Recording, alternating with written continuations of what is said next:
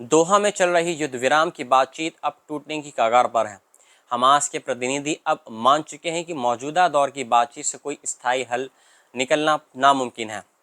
कारण है इसराइल की ऐसी योजनाएं जो शांति के नाम पर विनाश का रास्ता खोल रही हैं।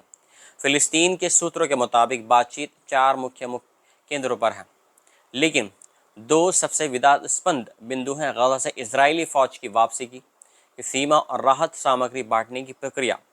इसराइल चाहता है कि वह गजा के रफा इलाके और 3 किलोमीटर लंबी बफर जोन पर नियंत्रण बनाए रखे। इसका मतलब है कि लाखों फिलिस्तीनी विस्थापित अपने घर नहीं लौट पाएंगे। दूसरी तरफ हमास उस जनवरी वाले समझौते को आधार बनाकर समय सीमा तय करना चाहता है, जिसे खुद इसराइल ने मार्च में तोड़ दिया था। सबसे बड़ा विवाद जिस बात पर है वो है गजा में खाद्य सामग्री के वितरण का।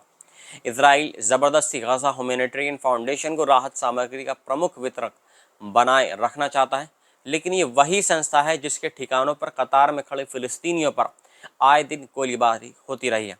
अब तक 800 से अधिक लोग मारे जा चुके हैं और 5000 से ज़्यादा घायल हो चुके हैं इन लाइनों में लगकर।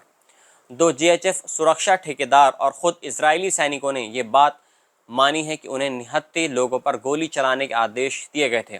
फिर भी इसराइल चाहता है कि यही व्यवस्था बनी रहे ताकि मानवता की आड़ में गजा को कंट्रोल किया जा सके। इस बीच इजरायली रक्षा मंत्री इसराइल काइट्स ने रफा के मलबे पर एक नई मानवता की नगरी बनाने का ऐलान कर दिया है। एक टेंट सिटी जहां शुरुआती रूप से 6 लाख फिलिस्तीनियों को जबरन रखा जाएगा। ये जगह टोटल कंट्रोल में होगी और बाद में पूरी गजा की आबादी को वहां धकेलने की योजना है। अंतर्राष्ट्रीय मीडिया और मानवाधिकार संस्थाएं इस योजना को खुलेआम कंसंट्रेशन कैंप बता रही हैं। नेतन्याहू के करीबी अधिकारियों का कहना है कि ये अगर योजनाएं सफल हो गई तो गजा का अस्तित्व ही मिट जाएगा। नेतन्याहू ने अब इस युद्ध विराम को एक और शर्त से जोड़ दिया है: हमास को अपने सारे लड़ाकू हथियार डालने होंगे और प्रशासन छोड़ना होगा।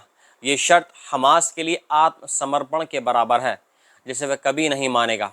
हमास का कहना है कि जब तक कब्जा जारी है वो हथियार डालना देशद्रोह मानेंगे। वो पहले ही एक लंबी दुहिया यानी अस्थायी शांति समझौते के लिए तैयार हो चुके हैं, बशर्ते इसराइल पीछे हट जाए। इस पूरी बातचीत में अमेरिका की भूमिका भी सवालों के घेरे में है। ट्रंप की चुप्पी से हमास को लगता है कि इसराइल को खुली छूट मिल रही है। अल उबैदा एयरबेस पर ईरान के हमले से भी अमेरिका की रक्षा प्रणाली की असलियत सामने आ चुकी है। बावजूद इसके अमेरिका का सारा फोकस इसराइल को